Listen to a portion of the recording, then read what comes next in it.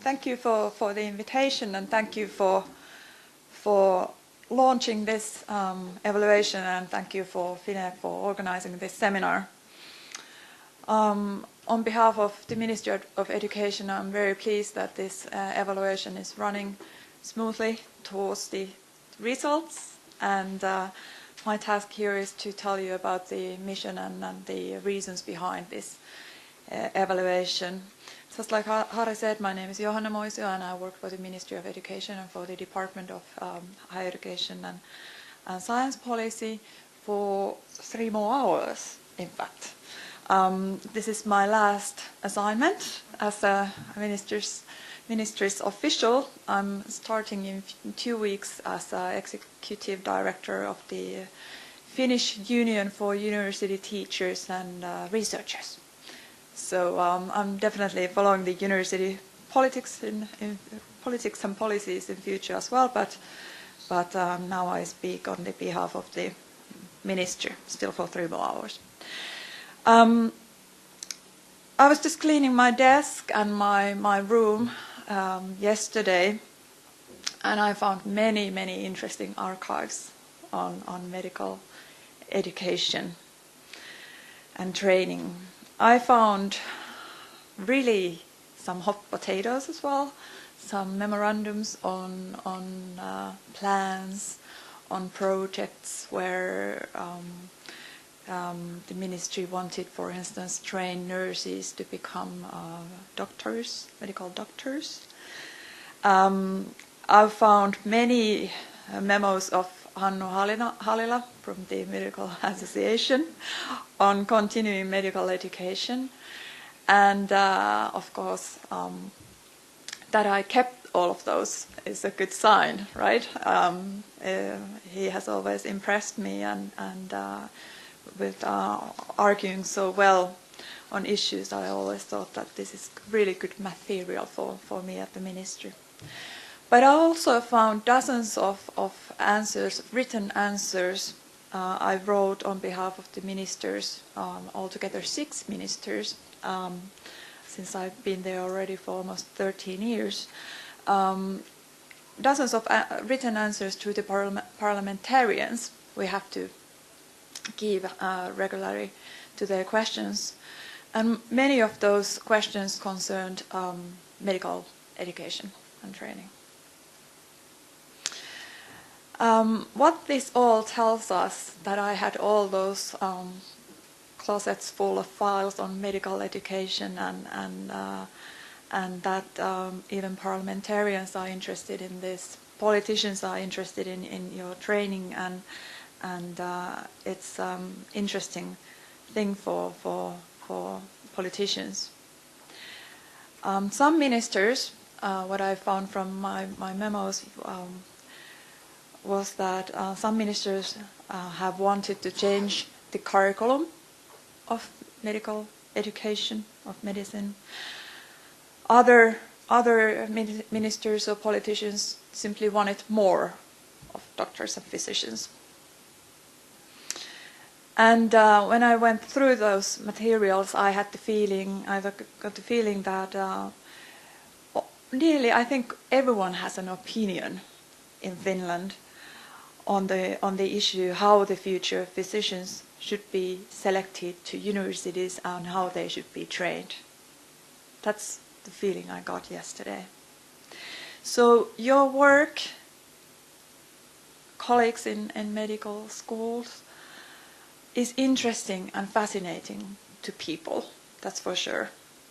They respect your work enormously. And they recognize the skills of and expertise of physicians gained through demanding and very expensive education and training. And this is the reason why they are so interested in this.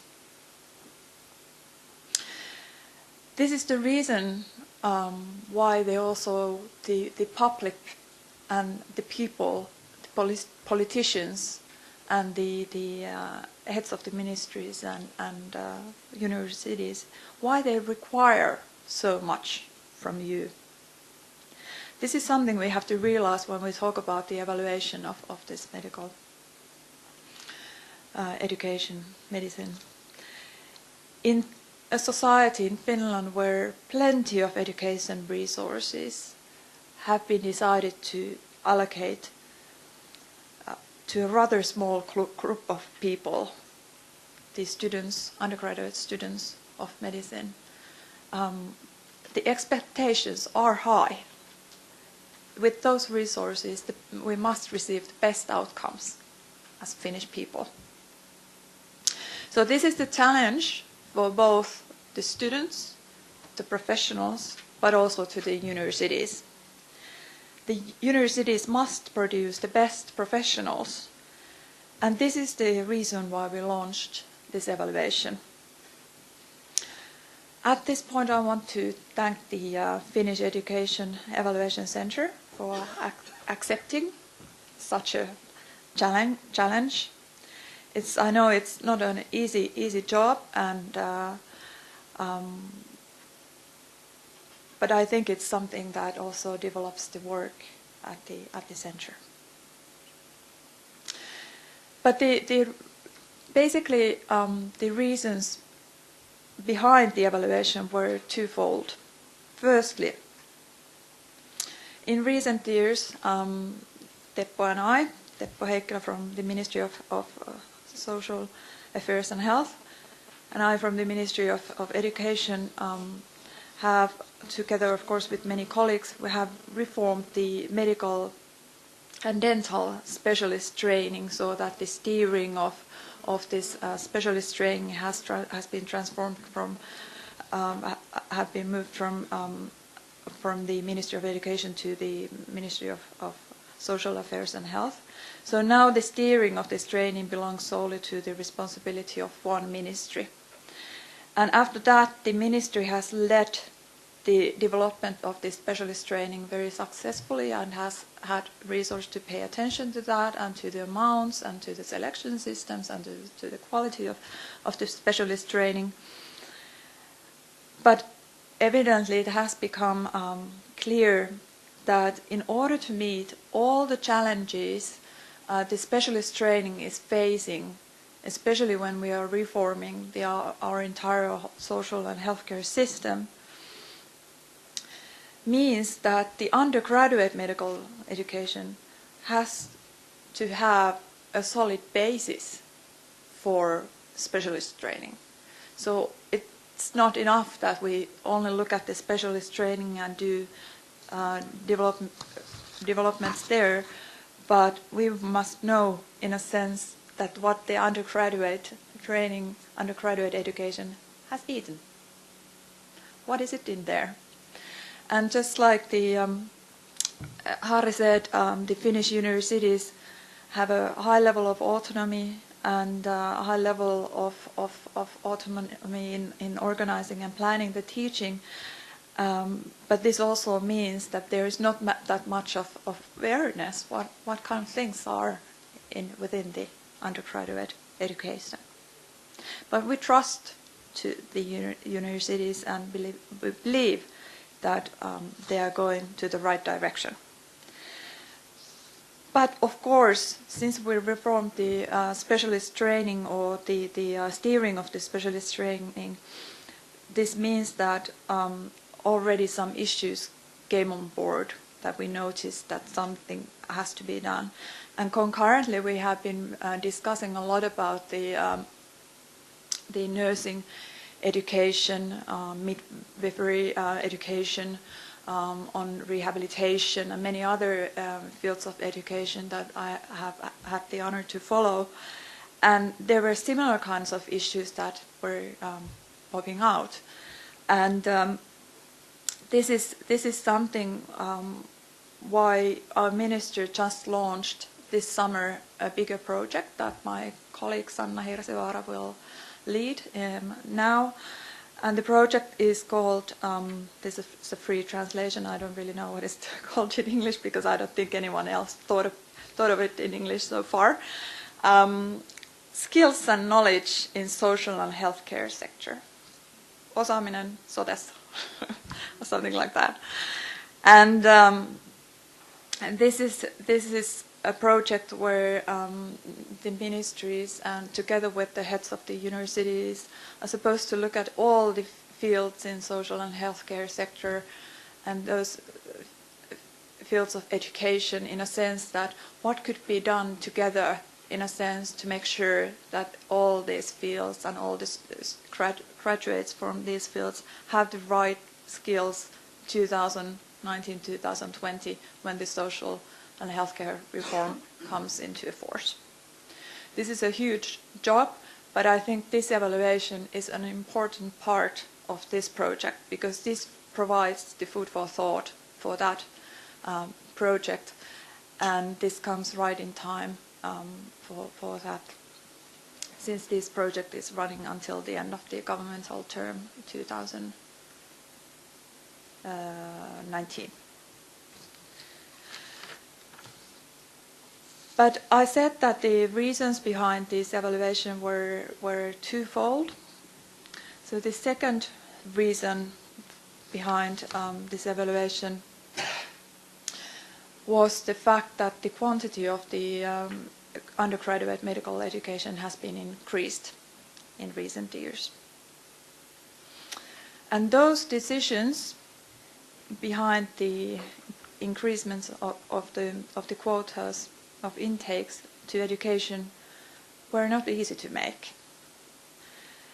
There were quite widely shared fears of the quality of medical education with possible extensive annual intakes.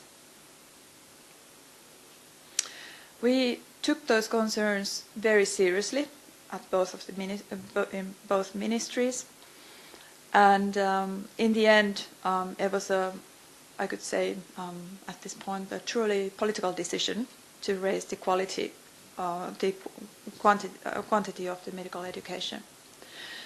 But what we did as civil servants, however, was that we wanted to make sure that the quality of education would not decrease in any case. And we asked all the medical schools to propose us a clear timetable and present us all the means which would guarantee the high level of quality also in the future. We went through all of these proposals very carefully and discussed those proposals together with all the medical schools and together with the universities, the heads of the universities. We wanted to be sure that the quality would not be decreased.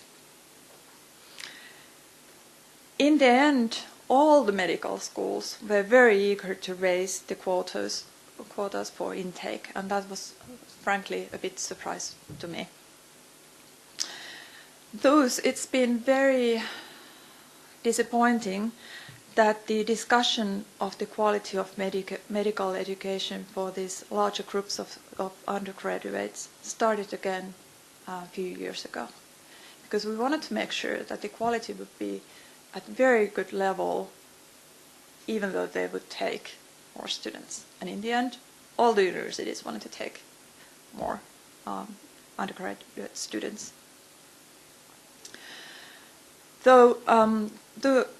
Therefore, we thought that the only way to make sure that the quality is kept in very high level was that we have to conduct an evaluation to see what's going on in the medical schools, so that we would really have facts and it wouldn't be only opinions.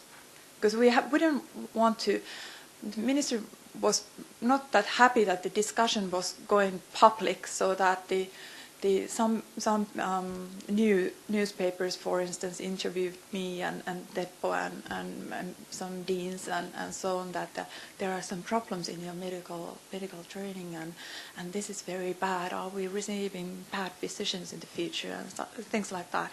That's something that we should never do, because we know that we have high quality education, very high quality of education, and so that we give the idea to the people who pay quite a lot of your education, that now they are not even producing good quality education.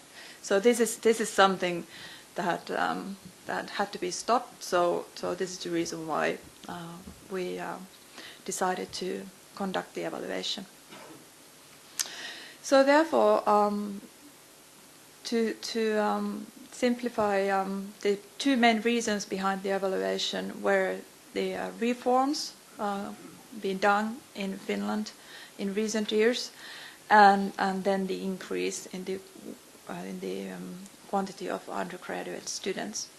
But I personally see that there are many other reasons also behind that. This is just a simplification to say that it was just these two issues. I think that the European level, European-wide discussion on the development of curriculum is also one fact that is very interesting, or not only like European level, also global level education on the outcomes-based education, and on the discussion on the hours versus competencies and these kinds of discussions. I think these were something very interesting that I hope that the evaluation team will look at. And then, of course, the European framework, the European legislation, the directive on the professional qualifications, which is partly dates back to the 70s, and that where it talks about the hours and not that much about the competencies.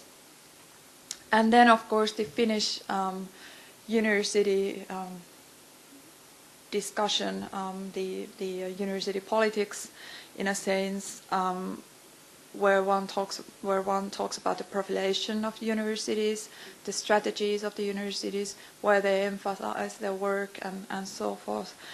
And just like it was said previously, I think the FINEC is one of the best participants in this discussion, since FINEC can raise the awareness of the strengths of the universities and of the medical schools. This is something that needs to be done in this profilation thinking, so that everyone knows that where we are good and what we could give to others, and where we could emphasize our work, and what could be done by other participants. So also the distribution of expertise is really important, so that the medical schools know that where are the best experts in what fields. And of course, just shortly, the new forms of teaching and learning. I think the world of teaching and learning is something completely different in 2 years than it's now. And that is really challenging for all of our universities. And this is related to one of my favorite issues, the quality of training and education compared to the rest of the world. And this is especially the reason why I'm really happy that this is a so-called international evaluation, because this is what we need. We need some insights from elsewhere. And the quality and the new learning and teaching methods are related to the fact that our governments and also the government that we have now, but also the previous governments, have decided that one of the greatest fields of export will be in the future the education sector.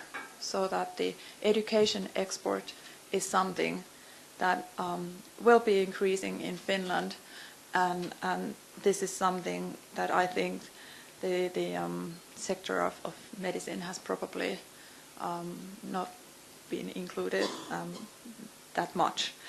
And here I want to remind you that education export does not mean only the exporting of education, the content.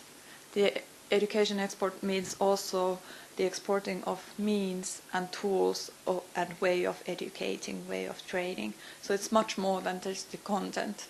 It can be also something that we do here in Finland.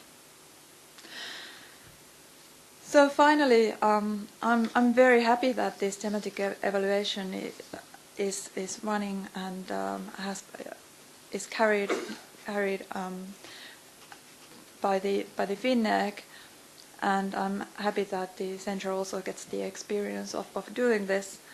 And I sincerely hope that these kind of thematic evaluations in different fields will continue, since we have other fields as well where these discussions could be kept. So, ladies and gentlemen, another thing I found yesterday while I was cleaning my room was a history book on the people in the history of medicine. And that was a fantastic book.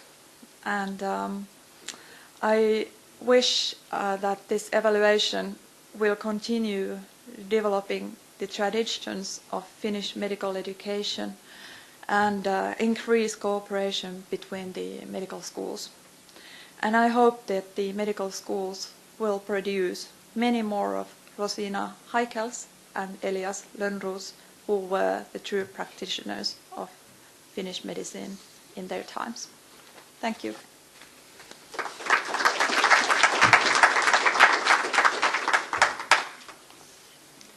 Do we have some time for questions? Do you have some short questions, or do you want to go on? Does anyone have a question now? You want to raise? Okay, please. You sort of, you hinted at there were issues about the graduates going into postgraduate training. Could you elaborate what those issues are? Well, it doesn't include only the medical students, but also the entire personnel of the social and healthcare sector. We recognize already that there are basically three things that are particularly perhaps challenging for Finnish graduates. One is the so-called consciousness of the expenses and consciousness of the entire system, how future system will work. The second is the guidance of the patients. What is the role of the doctor or physician or the nurse to guide the patient through the system? How these roles are divided. And there is one interesting thing I just learned from Mari Kangasniemi is boundary work, that where these professions sort of clash. And then the third issue definitely is challenging for all the fields is the digitalization of both the training education but also the work. Yeah. Thank you.